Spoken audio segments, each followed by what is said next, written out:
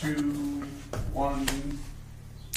Welcome to Film 360. Tonight I've got an awesome guest. This is Workman. He founded and runs the Utah Film Awards, the Utah Film Festival, and a whole bunch of other awesome things in the film world. So stay tuned because tonight we're going to talk about some festival do's and festival don'ts.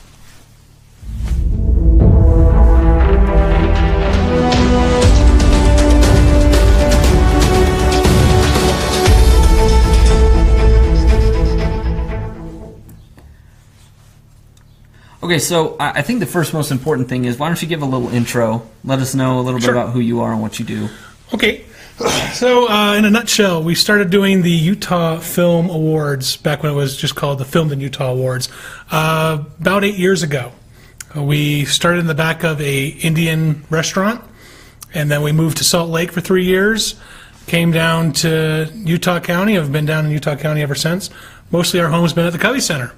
And the Covey Center has been pretty good to us. And this last year was our biggest year yet. We had over 3,100 submissions. Our film festival itself, it had so many good films, we had to extend it by an extra day. We had people come in from as far as Nicaragua and as close as 2 blocks away from the Covey Center. So we had a lot of people showing up. We had Taylor Sheridan there, who did Hell or High Water.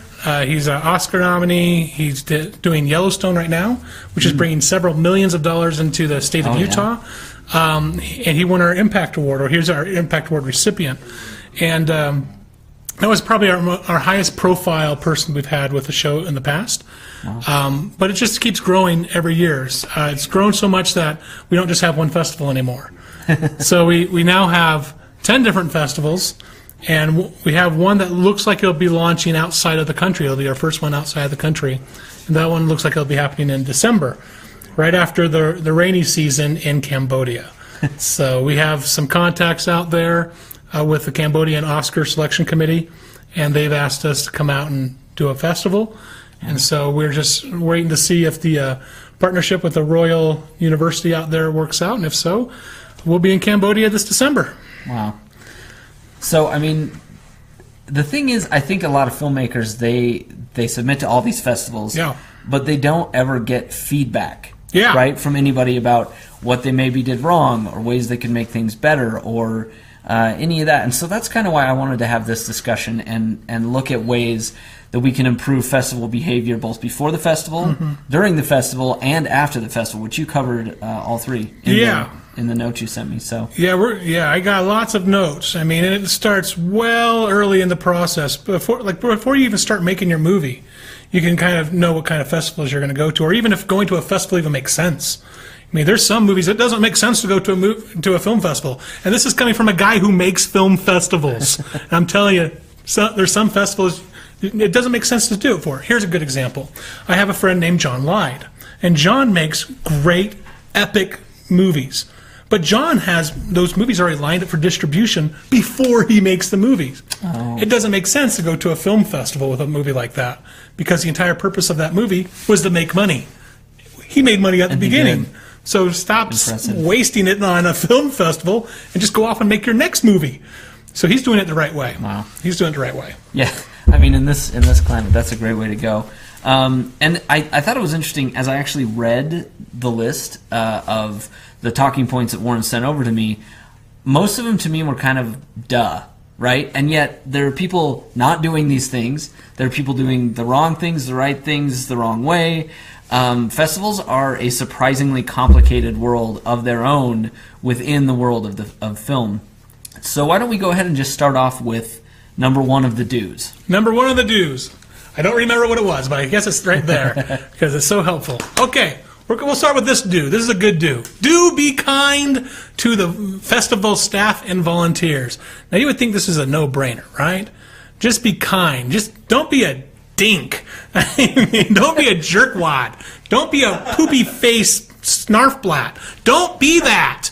Be cool, man. Like, everybody's working really hard to show off your film, and your film probably was made for a pretty inexpensive amount of money, and it probably doesn't have any marketable cast, and it's probably one of the first times it was shown in a theater that is like a legit theater. And so when you come in and you're being cool with everybody, you're going to get some extra perks that other people won't be getting that's not being cool. If you're being kind to the festival and to the staff, this is what happens. We have people that come back year after year, not because their work is just the absolute best every single time, but we want them at our festival every single time because they're just so doggone cool. Now, so I'm not going to drop any names because I'll be like, wait a minute, you didn't like my work so much? It's like, dude, we like you. We like you even more than we liked your work. And your work is pretty good, but we like you even better. And so if you're cool with a film festival, they're going to do stuff like send you discount codes. They're going to send you free waivers. They're going to hook you up with some sweet lodging things. They're going to get you all sorts of perks. They're going to give you like free swag and stuff. It's like you'll get all sorts of that stuff. And that's not just with our festival. That's with every festival out there. If you're cool with the festival staff, like the volunteers, especially the volunteers, the programmers, and just the operational staff in general, and with your emails, and you're being clean and clear and consistent, it's like you're going to be making some good friends. And you want to make good friends with these people if you want to continue to do the film festival circuit. So don't be a jerkwad.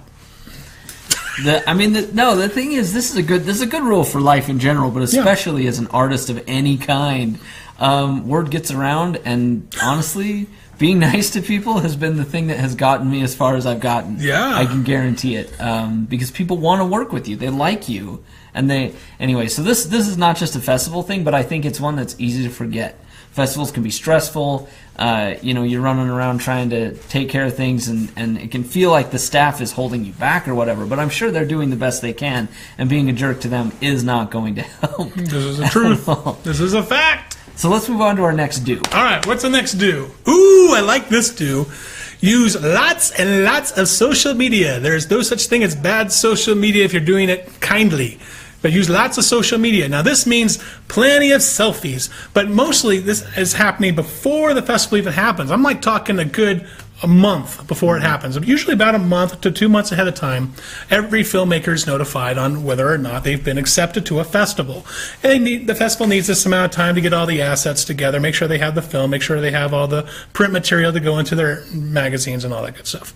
So during that time, what you can be doing as a filmmaker is like saying, hey, I've got this movie that's going to be at the Utah Film Festival, and here's the dates. I don't know the exact schedule, but I will keep you informed. I'm so excited. Here's some pictures from last year's festival.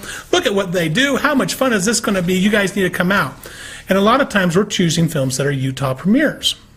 And so if it's a Utah premiere and you've got some friends here, oh yeah, see all those people who show up? Isn't that great? If you have friends that live in Utah and they want to see your movie and they haven't been able to see it in a big movie theater that has a great sound system and a great projector and all that good stuff, then you want to get those butts in those seats and help the film festival do it. So what happens is we actually track all the social media starting the day that we send it out. Wow. We ask all the filmmakers to put in the tag or just say the words Utah Film Festival. Because on Facebook and on Twitter and on Instagram, you can actually search who's writing the words Utah Film Festival. And so when we do a search and see who's doing that, we can actually get an idea of who's going to be having the larger attendance for their screening. So we had a group called Toxic Puzzle. It's a documentary, a medical documentary. By all programming means, this is the kiss of death as far as programming. Nobody wants to come see a medical documentary. That filmmaker was so instrumental on pushing social media and inviting all their friends and getting people out there. It completely sold out. Wow. It sold out so bad we had to bring in chairs from another theater. Wow. And it was standing room only. It was huge. It was wall to wall people, and it was about literally ALS and sludge. And if I would have looked at that just for what it was on that, as far as reading it with a card, I would have said, there's no way anybody's going to come to this. It was one of our most popular films. Wow. Another one called Lore, which is a horror movie shot from a guy from BYU and from the U of U, and they had never screened it in Utah before. They did a very good job promoting that through all their networks. That was our second largest screening. Wow. But when we had people who had their world premieres, they were not pushing it as much. We had an okay turnout for world premieres, but that world premiere screening should have been sold out. Yeah. Because we had 6 world premieres That should have been sold out. But because people aren't getting on social media and talking about it, it doesn't fill in the seats. Now, people think, well, isn't that the film festival's job, is to get a whole bunch of That's what people I used to think, yeah. and get their butts in the seats? No, it's the film festival's job to select your film, to secure the venue and make sure that it has the best screening possible, and to treat you like gold when you're at the festival. That's the purpose of the film festival, is to be the facilitator. We can't also be your marketing team. We don't have that kind of Right. pool. We don't have that kind of budget, and especially when people see how cheap it is to submit to our festival, they understand why we don't have that kind of resources. So we look for people who have a good social media following, that are actively on their social media and talking about, tagging things, and have done it with other film festivals, not necessarily ours. Yeah. But we'll look at it in our process of who do we select. Are they active on social media? Do they have a really good fan base? A great example is the film Fear Level. Fear Level is a locally produced feature film on a very modest budget. They were under $50,000. Okay. But we knew going in that Fear Level's social media score was one of the top 5 out of everybody in the festival. Wow. So we knew that if we had them involved in some capacity, that they were going to blow up on social media, and they did. And they were fantastic. And a couple other films, we had those high scores. And that helps us gauge a couple things. It helps us gauge not so much on the programming level as, is this a good enough movie to put in? Because that's a totally different thing that we're talking about. It helps us gauge where do we put them in the programming. So do they get prime time, or do they go early in the morning on a Thursday? That tells us where they're going to be placed, depending on how many people we expect to be in the theater for their screening. Social media is huge. Social media is huge. Yeah, and I think something that I didn't realize when I did my first festivals is people are looking over a program and they have to choose what they're going to go to, and they only have so much time and so many options. So they're going to potentially, I think in many cases, they're going to look up the different films on social media and see, what looks good. Absolutely. And that was actually the biggest mistake I would say I made with my first festival showing, was I did not push it to anybody except for a handful of people that I knew would come if they knew. And we had a pretty small house. So let's move on to our next do. Okay, next do. Review the festival on Film Freeway. So now, Film Freeway is the only platform that I'm aware of that has an option for you to actually review the film festival on that platform. That's wicked awesome. Because now what you're able to do as a filmmaker is you control all the power. You're able to say, dude, this festival was awesome! It was the greatest festival we've ever had. Now, for example, we have over 55-star reviews right now for the Utah Film Festival. We're ranked as one of the top 100 best-ranked film festivals in the world. In the world! I didn't realize. So we're doing pretty good. FilmQuest also has that honor. Yeah. So Jonathan Martin's FilmQuest is doing really well there, too. But it only works because the filmmaker who was selected comes back and says, this is the experience that I had. Now, let's say you had a negative experience and you're like saying, look, I want to just trash this film festival. Before you do that, I would recommend reaching out to the festival organizers themselves and see if they can make it right. If they can make it right and fix whatever issue you had, any complaint that you had ahead of time, that will probably change what kind of review you're going to write. Because you might go in there and say, I had a rotten experience at the film festival, but I followed up with the festival and they took care of it. They made things better. I loved the communication. 5 stars. And so make sure you have that communication with the festival. Now, if the festival is not communicative at all, if they're not emailing you back and forth, they're not answering their phone, rake them across the coals. We're going to talk more about that in a second. Absolutely. If they're not talking to you, if it feels like the festival's scamming you in any way like that, put them on blast. Put them on blast. I'm a member of the Film Festival Alliance, and one of our jobs is to make sure that we have a certain standard of standard of excellence that we do. And we all have to adhere to that standard of excellence. One of the things is every film has to be screened. None of this baloney of you get a film submitted and you just skip it. Nah. It's like for the Utah Film Festival, we have its film screened at least 3 times, minimum. Wow, okay. That's where our full-time staff comes into play, right? So they have to watch the films. And we actually know that they watch the films because they're also required at our festival, not at other festivals, but at our festival, they have to write a review. Nice. Whether we make that review public or not, that's totally different. Yeah, I've seen those a lot, actually. But we will post reviews on films that we enjoyed and that we saw did really well. And usually those are films that have gotten above a 7 in our scoring system. Okay. Films that typically don't get it above that score, usually we don't see that on our website. So usually, even if the film was not selected as part of our screenings or as an official selection, the reason you'll see them on the website is because they scored so high. Okay. And that's why we do that. So do your reviews. Let people know if the festival's been good to you. Let the people know if the festival's a scam, because filmmakers should be protecting other filmmakers from people ripping them off. And if people are not even watching your films, or if the festival doesn't even happen, that's the worst thing. If a festival's not happening and they are taking people's money, let everybody know, including Film Freeway, and we'll shut them down.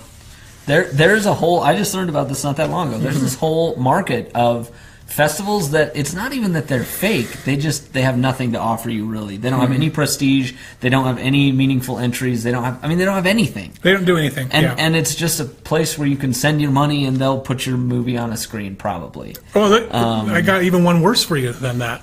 So you have another, there's actually several hundred of these that do this, but you will send your film in, they accept everybody who went through, and they say everyone's a winner. And I am victim of falling for that, because before I did everything with this festival, I made some films, and I wanted to get acknowledged. Is that called the Snowflake Festival? Snowflake Festival could be called the Snowflake Festival. But Indie Series, and not Indie Series Awards, they're a legit place. Indie Fest. Indie Fest is a good example. So Indie Fest, well, there's like 100 Indie Fests actually right now. But there's a specific Indie Fest. It's called the Indie Fest Awards, and all they do is they're an awards mill. Everybody who submits wins an award. It may not be their top honor, but everybody wins an award. That's yeah. So it gives you the acknowledgement of, hey, I won something, which is great, especially if no one's acknowledging you at all. Yeah. But at the end of the day, it's really detrimental to the filmmakers, knowing what they're putting out there is not the quality that's being seen in the marketplace right now. And it does a disservice to that filmmaker. Yeah. Because if I go up to you and say, hey, the last film you made was the best film I've ever seen, way better than the Avengers, then I'm lying to you, right? Yeah. But some people, I don't know, do people really need someone to come up to them and tell them that type of fabrication? I don't know. Right. But what we'll do is on our reviews, we'll break down what did you do right. Yeah. I don't need to tell you what you did wrong. You know what you did wrong. You know. You know, because you're the filmmaker and you're your worst critic. But what our film reviewers do is say, look, the acting was on point. Specifically, these scenes, this is where it really meant a lot. Where the cinematography was sharp and vivid, and they'll really focus on what was really working well. If they don't mention it in the film review, there's probably a reason. And when we say, look, again, don't bash the filmmaker. That is not constructive. Don't bash the filmmaker. Instead, focus on what they're doing right, and just leave it at what they're doing right. And if they want to get more precise, they can send us a message, and we can hopefully guide them a little bit. I don't want to get slammed with that being my next full-time job, is explaining what you're doing right as a filmmaker. But that's what we got. Also, when it comes to these scam festivals or these festivals that aren't very good, Film Freeway is absolutely your friend, because it will tell you where it's rated. It will give you, a lot of information that lets you know if this is going to be a festival worth submitting to, which is not always based on seniority. Some fairly new festivals can be absolutely fantastic. Absolutely. But just be careful and be smart when using Film Freeway. Let's go to our next do. We got to rush a little bit. We got to speed this up a little bit. Yeah. We're going to get behind. Okay, do make your festival submission easy for a festival to accept. I'm going to break down what that is. Is that all right? Yes, please. Okay. I had that question. So to make it easy, here's what you do. Now, this is going to blow your mind that a lot of people aren't doing this already. First, put the video at the top, okay, on Film Freeway. Don't put it on some private embedded link that you have to go through 5 different back sources to get to. Put it on a Vimeo link or a YouTube unlisted link. Plop it up there, or even natively on Film Freeway. Just upload it simply on there, and it makes it so that the screener can watch it instantly. Okay, that's the first part. Next, make sure your email is correct. Make sure your email and your phone number and your name is spelled correctly on the submission form. We had so many people who didn't say, they said, we never heard any communication from you. I was like, we sent out 20 emails. How did you not hear a single word from us? I was like, what email have you been sending it to? It was like, this one. I was like, oh, I don't use that email anymore. I'm not clairvoyant. How is that our fault, right? I was like, I don't know what you use and what you do not use. So this is like that kid in high school who'd hand in his homework with no name on it, except he just paid $100 or $200 or $500 or more, right? So if you're going to spend even $3 on a submission for whatever festival, if you're getting it in free or whatever, I don't care. Put the correct contact information for Pete's sake.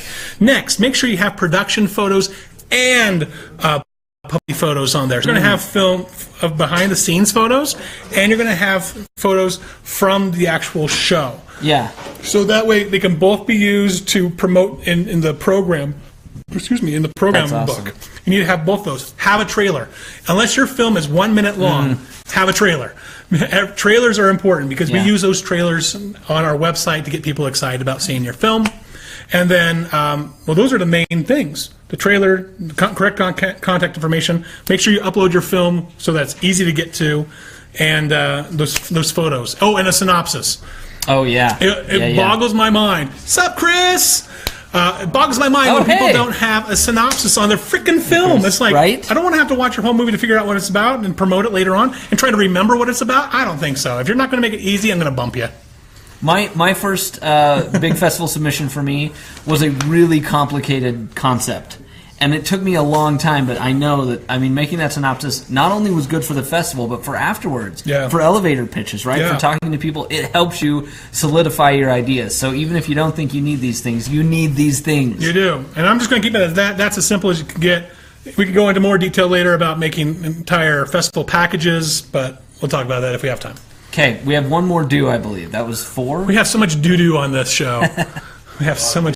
We have a lot of do. Speaking of, I'm at some Mountain Dew. All right, let's hear it. This is a good one. Here we go. Attend the festival parties, workshops, and screenings. This, again, blows my mind. Why people would spend money to go to for a festival and only show up for the award show, or not show up to the entire festival at all. Like their whole entire purpose is what? I don't know.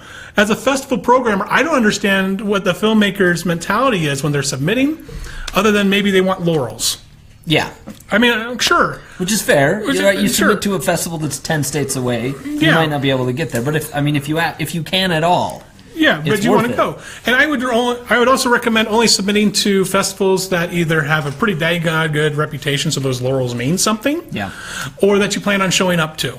So, like people who are going to South by Southwest, yes, it does mean something to get into South by Southwest, but it's also a heck of a party down there. They have a really good show down in South by Southwest, so I recommend checking them out. But if you're like submitting to Sundance, it's because of the prestige and you want to go, show up. If you're going to go with the Utah Film Festival, I mean, I got 3,000 submissions, and of those 3,000 submissions, we picked about 120. Out of those guys. Out of the 120, we had maybe 3/4 of them show up, which is pretty darn good. That's not bad, actually. Yeah, we had 3/4 of them show up, and a lot of them showed up from out of the country, which is really awesome. So here's the reason why I want you to show up to the parties, workshops, and the screenings. The screenings you're going to get into for free because you're a filmmaker, right? So you're going to get into that anyway. But show up to the parties and the workshops because you're going to learn something. And I'm not talking like a panel. I'm not talking like a panel where they're like saying, let's talk about women in film or let's talk about the history of Gene Roddenberry. Okay, I'm talking about a workshop where they say, here is a business skill that filmmakers need to know that they don't currently possess. We're going to now give you that tool for your toolbox so you can go and use that for your next film or your next festival. That's what I mean by a workshop. And then the parties. If a party is not set up for networking, the party's set up wrong. If the party's set up for just drinking and getting smashed, you're at the wrong party. That's called the bar. Go across the street, get drunk, go. If that's what you need for the day, just to calm your nerves, go get drunk. That's a bar. If you want to go to a party and meet people, that's networking. That's what we have at the Utah Film Awards and Utah Film Festival. We have people saying, dude, we totally go, but you have no beer. It's like, Of course, it's across the street. There's a bar right across the street from the You can go Covey get drunk Center. right over there. No big deal. And then when you're all tipsy, come on over and we'll figure out why we don't want to work with you. Okay? Because you want to be able to network at these things. And here's why you network. We legitimately, I am not joking, people have signed deals to work on films or like handshake deals at the festival and have worked on films from that festival.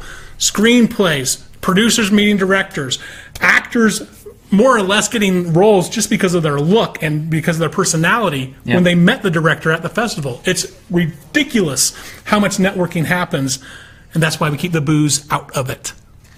And it's, I mean, in my opinion, it's a good idea because it makes the networking process, I think, better. Yeah. Like, I've been to networking events where it's all about the booze and ones where it's not all. And I find that my success rate of networking is much higher.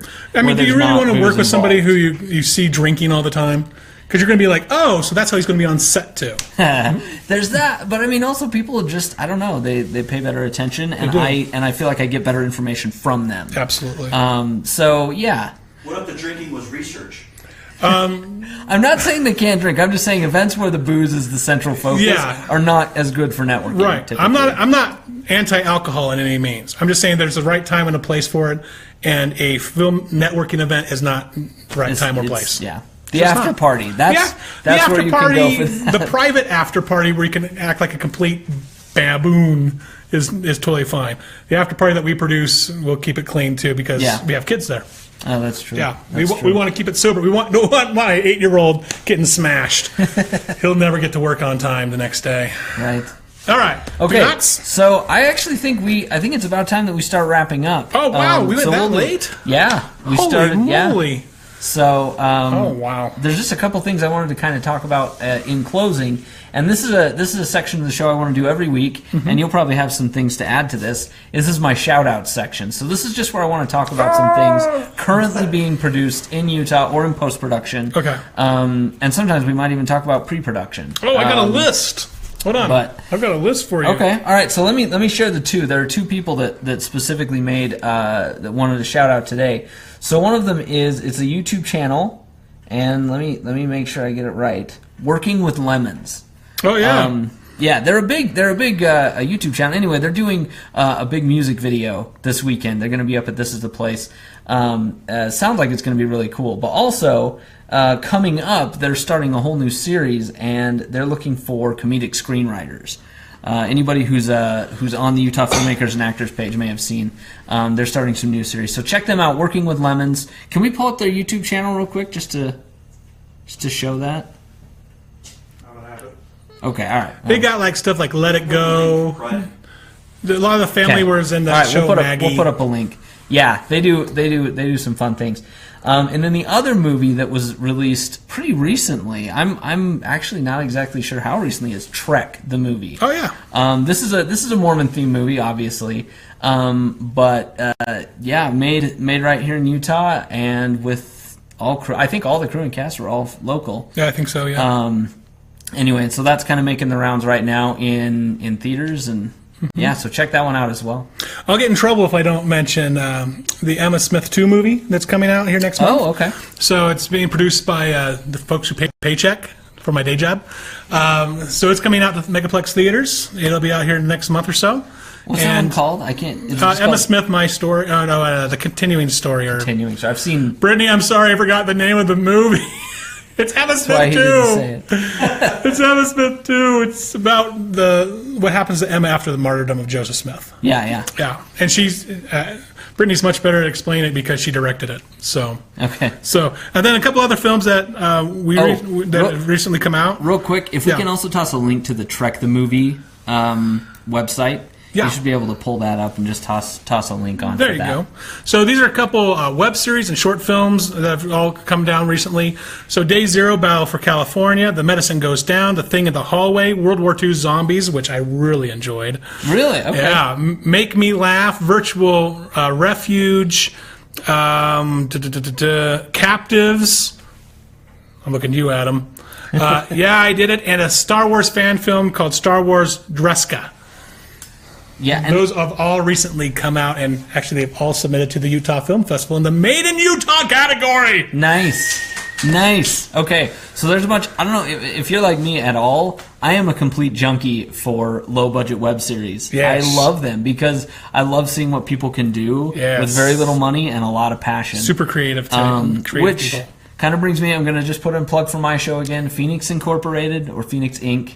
The series, which it was low budget. But I think we're turning out a great product. But check out our not pre-production, but our pre-release stuff going on right now. You can go to phoenixinc.series.com, or you can look up the Phoenix Inc. fan page on Facebook. That'll be dropping. I'm hoping that it's going to be ready in time for the Web Series Festival.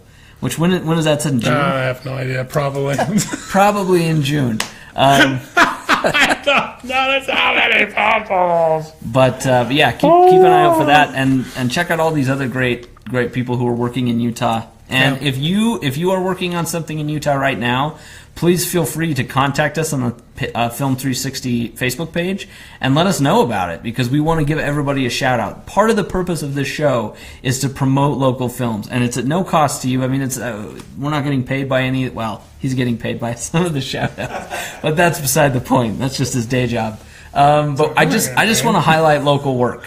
And it can be any level, whether you're the Hallmark Channel or whether you're, Aunt Sally making her first video. Aunt Sally? Right? I love her stuff. Oh my gosh. She makes good baking videos. Oh my goodness, I don't know. bacon? Did you just say bacon videos? I should have. Anyway, so be sure to check out some of this great stuff that's happening in our state.